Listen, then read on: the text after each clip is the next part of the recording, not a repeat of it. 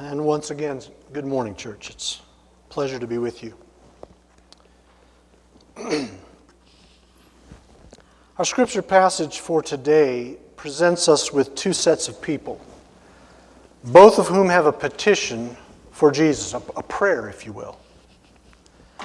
In each case, the men making the petition recognize Jesus as the Messiah, as the King. In each case, they have a personal request, one that is for their own benefit, rather than a request on behalf of someone else. In each case, the individuals take the initiative and boldly present their request directly to Jesus. And in each case, Jesus neither dismisses them nor rebukes them for making the request. Instead, he listens quite carefully to what they ask. And when the people around them start objecting and raising a fuss about what they're asking for, Jesus sets those people straight and then responds to the request that has been made of him. But each of these two different sets of petitioners received a different answer. And the reason for that is what we want to understand today as we examine this portion of Matthew's Gospel. If you have your Bible with you, you'll want to open to that passage. It's in Matthew 20, 17 to 34. If you don't have a Bible, if you don't have it with you, you can find one in the pew rack there in front of you.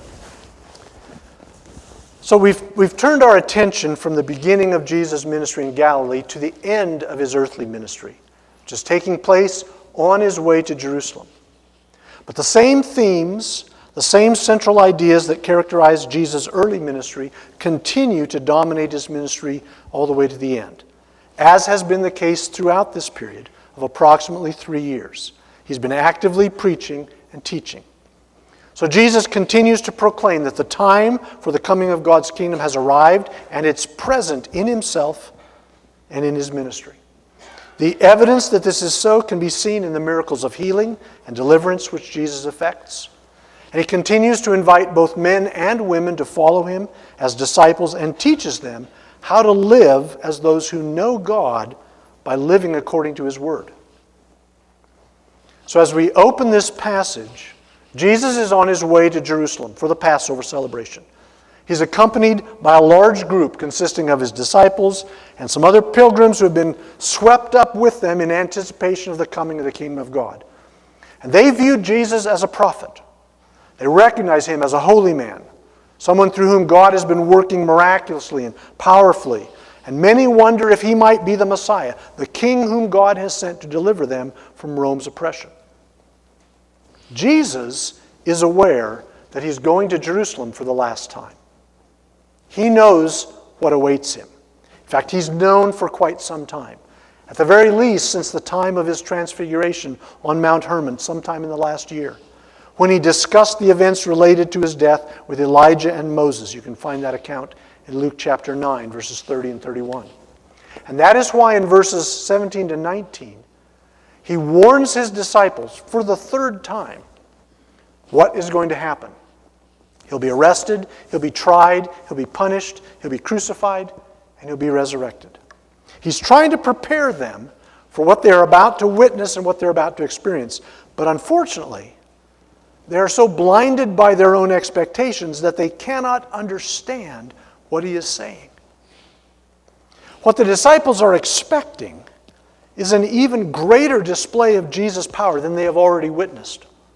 They're expecting the inbreaking of the kingdom of God, complete with a confrontation with both the Sanhedrin and the Romans, followed by the supernatural, miraculous defeat of the Roman legions and the elimination of all the wicked rulers among the Jewish leadership. When they hear Jesus' warning, therefore, his words don't fit into the categories in their brains. And so they misunderstand him, and they do what they usually do, which is to start asking each other questions to see if anybody else knows what he's talking about. Is he speaking in parables again? What do these symbolic words stand for? Is he describing the threats that are going to be made against him? Is he talking about possible outcomes that might happen if we're not prepared or if we don't pray enough? Are we supposed to do something to prevent what he's saying? Or is God just going to defeat his enemies like he did for Moses and Jehoshaphat and Hezekiah? The disciples quite literally cannot imagine that what he's telling them will actually happen. Now, one of the things I love about the Bible is that it shows us the people of God as they really are. In this case, we get a very realistic view of the 12 disciples. The Gospels repeatedly mention that the 12 disciples were squabbling with one another. Generally, the squabble was over who was the greatest, which one of them should be in charge, who'd done the best, or something like that. They are all competing for what every one of them wanted, which was position. They wanted to be recognized by the others as the top dog, as the alpha male in their group. Yes, they all knew that Jesus was clearly the greatest. He was the true alpha. But the question was, who was on the top of the next level, where they all were? Now, this should not be surprising to anyone who has ever spent any time at all with a group of men who have been together for more than an hour. Especially if they are young men with a task to finish or a mission to accomplish, or an audience, especially an audience with women in it. And in particular, we should note that among the 12 disciples, we have at least 2 and possibly 3 sets of brothers. Simon, Peter, and Andrew, James and John, and 2 of the 12 who are described as the sons or the relatives of Alphaeus. The Greek is ambiguous. Levi, also known as Matthew, is the son of Alphaeus, and the other James is known as the son of Alphaeus. If it's the same Alphaeus, then these are brothers. So in this group of 12 men, 4 or 6 of them have a brother in the group with them. And those brothers have been squabbling with each other since the second one came out of the womb. And the question was always, who's stronger, who's smarter, who's faster, who's tougher, who's in charge? And those sibling rivalries didn't vanish when the boys started following Jesus. It's no wonder they were always squabbling. This is what's going on behind the scenes as the group with Jesus is on their way to Jerusalem. And in verse 20, a catalyst emerges. A Jewish mom. The mother of James and John gets involved in the squabble. She is not a neutral observer. She is not an unbiased onlooker who's wondering what's going to happen when all of the competition is over. She's not simply hoping that her boys come out okay, because she sees, much better than her sons do, what is going on, and she is determined to put her very own thumb on the scales so that they will win this fight. But she's a woman in a culture where women have limited space and no public influence. So she does what she knows she can do, because Jesus has given women a little bit of space among his followers. He's given them a place at the table, so to speak. And so she goes to him directly with her sons in tow and makes her request to him. Her hope is that by taking the initiative and getting her petition in the front of the queue, she'll end the competition, and her sons will win the honor she wants for them, and she will be able to hold her head just a little bit higher than the other moms when they meet in the streets after Jesus takes the throne. Now, we don't know if this was all her own idea. I rather doubt it. Perhaps she was just tired of all the bickering and tired of waiting for her boys to take some initiative, to show some gumption, decided to take things into her own hands. For their own good, of course. After all, a mother knows what is best for her boys, and she's only looking out for their good. And for Jesus' good, too, because he should be so lucky to have her sons as his top assistants. And so she tells them, and so she tells herself, and Jesus. Well, what was their request? To sit on Jesus' right and left hand when he came into his kingdom. In other words, they are asking to be in the 2 highest positions in the land, right underneath the king himself. James and John, through their mom, were asking to be given the places of greatest authority and recognition, the most prestigious and powerful positions in Jesus' royal court and in his administration. And they figured, someone has to fill those positions in the kingdom. Why not them? Someone had to be at the top of the power structure, And it really ought to be them. Surely Jesus could see that. Now let's note, these two sons of Zebedee have at least a small case they can make that they deserve these positions. After all, they were among the very first of his disciples whom Jesus called. And the two of them, along with Simon Peter, have been shown special privileges already in their time with Jesus. Jesus has allowed the three of them to come with him when the others were left behind. He's allowed them to see things that the others didn't get to witness, like when they went with him up to the mountain of transfiguration.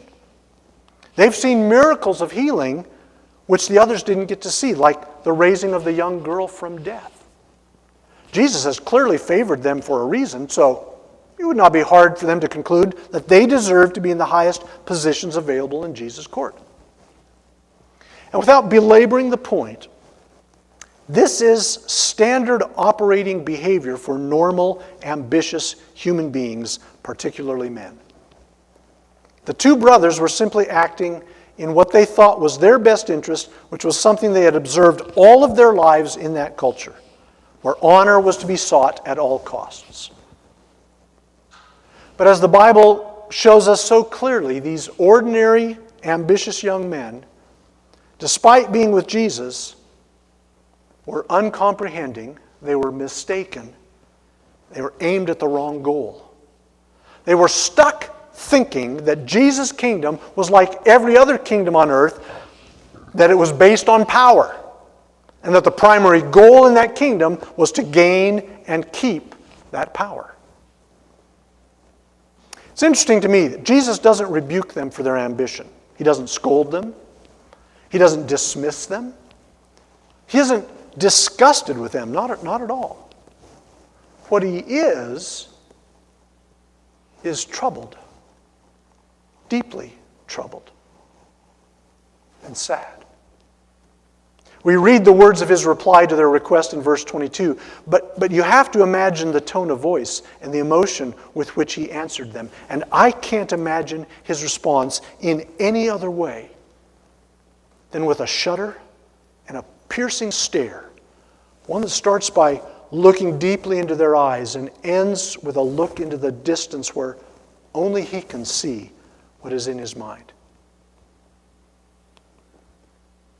You don't know what you're asking.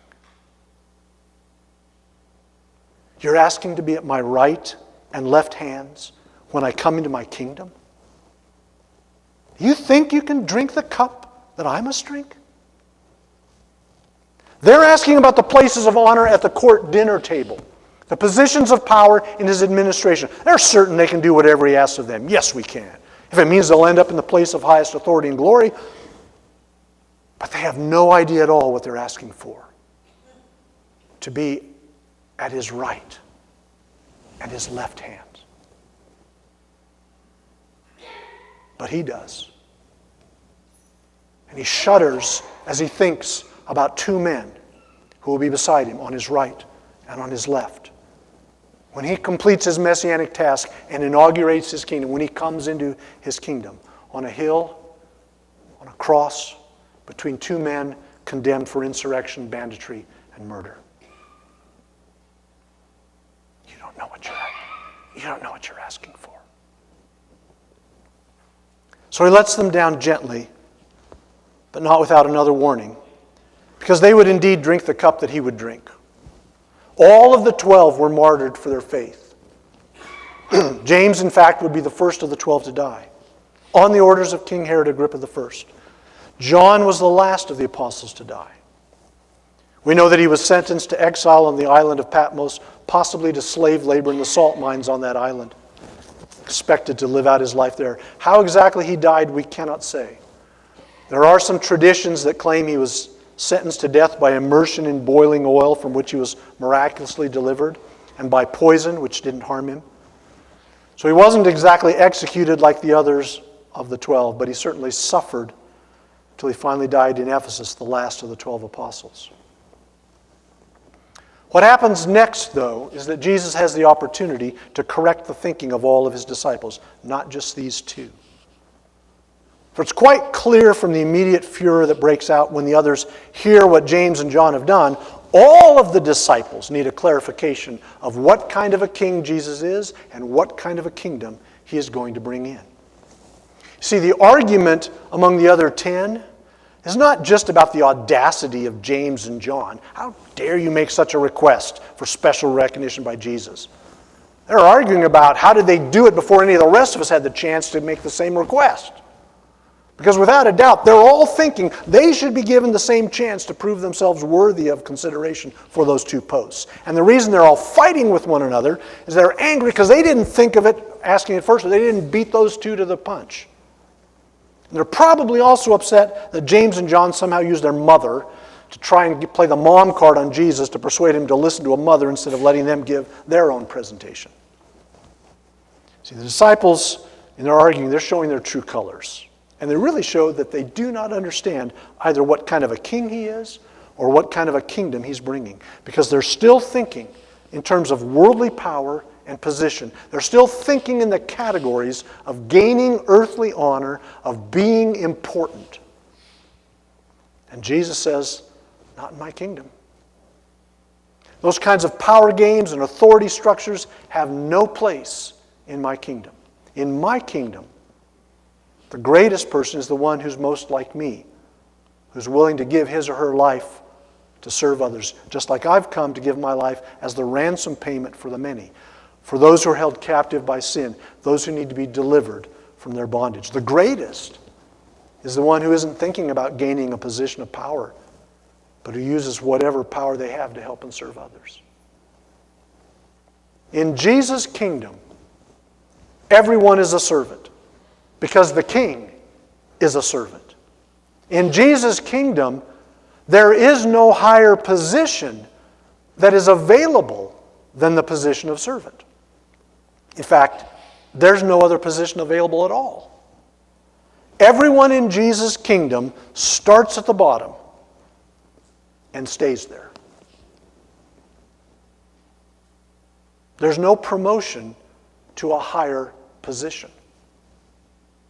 Jesus tells his disciples, listen, your desire should be to be the one who serves the most. The desire to gain power and a position is something that needs to die in you.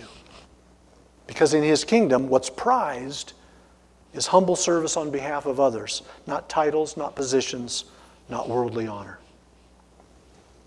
Now there's a second set of men who also make a request of Jesus. It's a surprising request. We meet them in verses 29 and 30. Jesus and this large group of disciples are leaving Jericho, heading toward Jerusalem, and they pass by a couple of blind men. And these men can tell that there's a large company of people walking along the road. They somehow figure out that Jesus, the prophet from Nazareth, whom many are calling the Messiah, is among them. Probably by asking the travelers why so many of them are all together, or maybe by overhearing their conversations. Whether they've ever heard of him before at all, or they simply hear from these disciples who he is and what he's done, they begin screaming out at the top of their voices because they don't know where he is in this group. They're screaming, Lord, Son of David, have mercy on us. They're hoping to get his attention. Notice they address him by a biblical title, Son of David. Well, that tells us that these two men were aware at least of what some of the group was saying about him. Because by addressing Jesus in this way, they are appealing to him as the Messiah, as the promised heir to the throne of Israel, to use his power as God's chosen one to help them. But they're screaming out a very provocative phrase. Something that could quickly bring the attention of the Roman soldiers who can't be very far away. And that may be why the crowd is so quick to try and silence them.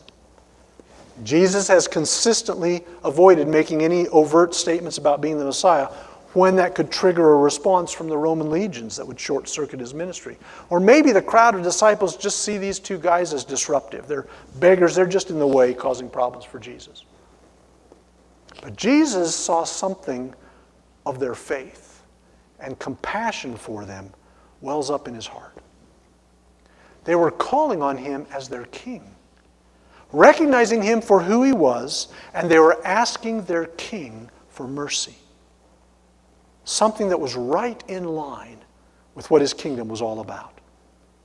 And they showed a determined faith that was not going to be turned aside by something as small, something as little as public embarrassment. They were desperate, and they called on the king for his help. So he asked them the same thing he had asked James and John. What do you want from me? What do you want me to do for you? What is it you really want? I don't think we realize what a significant question that is on the lips of Jesus. You know, it's one that he frequently asked of people who came to him for help. What do you want me to do for you? What is it really that you want? Do you recognize that Jesus is willing to ask you that same question? Do you have an answer ready? If you know that he is the king, if you know that he is your king, do you have a request for your king? I'm not talking about 3 wishes you'd make if you found a genie in a bottle. I'm talking about what you would ask of the Son of God who confronts you, knowing what he knows about you, knowing that you cannot bluff him, you can't impress him, you can't make your usual excuses. You have to face him and admit your need to him, including all of your failures, knowing that he doesn't owe you anything. You can't count on being clever or being able to explain why you really deserve his help, because you don't. You don't deserve his help. The only thing you can count on is his character. He's faithful, he's holy, he's perfectly wise, he's all-powerful, and he is merciful. He has compassion for you because he loves you despite your brokenness. That's what got Jesus' attention when these 2 blind men started screaming at him. They were calling out, desperately putting themselves in their need right before him, and counting on his mercy. So he responded to them, as he often did, with a question. What do you want me to do for you? And they were honest about their need. They asked him to heal him so that they could see. Now, James and John were honest too. They were honest about what it is they wanted. The problem wasn't honesty. The problem was they didn't understand what kind of a king Jesus was. They didn't understand what his kingdom was like. And they asked something of Jesus that was fundamentally contrary to everything in him, everything in his kingdom. They were asking him to give them something that was completely incompatible with who he was and what he'd come to do. The blind men, on the other hand, they were asking for something that was absolutely consistent with Jesus' character. It's who he was. It was consistent with the nature of his kingdom. It's what he'd come to do. Now, they may not have understood much about him or about his kingdom, but they got this part exactly right. He had come to save those who were lost, to give sight to the blind, healing to the broken. That was the kind of a king he was, and that was the kind of a kingdom he came to set up. Because Jesus came to bring life and healing to broken people. He came to set us free from our own delusions, from our captivity to our blind ambitions. He did not come to confirm us in our desires to be somebody. He didn't come to confirm us so we could follow our dreams, or dreams for pleasure and power and position, fame and wealth and comfort and all that stuff. Because his kingdom is not designed to make it possible for us to be important. His kingdom is designed for us to be made well. And when we're made well, we'll realize we don't need to seek to be important, to be somebody, because we already are important to the only one who matters, to God. And our importance comes from being loved by God and seeing how much he values and wants us. See, Jesus was not bothered by these 2 blind men. They weren't an interruption to his plans or his journey. I mean, they stopped the parade for a little bit. But that wasn't an issue for Jesus. Because he'd come to serve and he'd come to give his life as a ransom, and he would gladly serve them by healing them because they mattered to him. Their situation got his attention. It stirred up his compassion, and the king was here to heal them.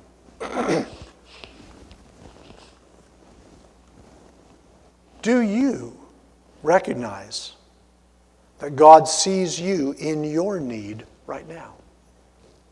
Do you recognize that He is here to heal you too? Are you afraid that He won't stop, that you're going to bother Him with your request? You understand that the King is happy to help you? If you realize what your need is to be made well, He's happy to heal you. If what you're asking for is consistent with His character and the nature of His kingdom, you don't have to fear that He's not going to stop and listen to you. Because if what you want isn't good for you, His answer may not make you happy, but it will make you well. If you want something that is good for you, He'll be glad to give you what you need. You only have to ask the King to show you His mercy. Do not fear, little flock, for your Father loves to give you the kingdom.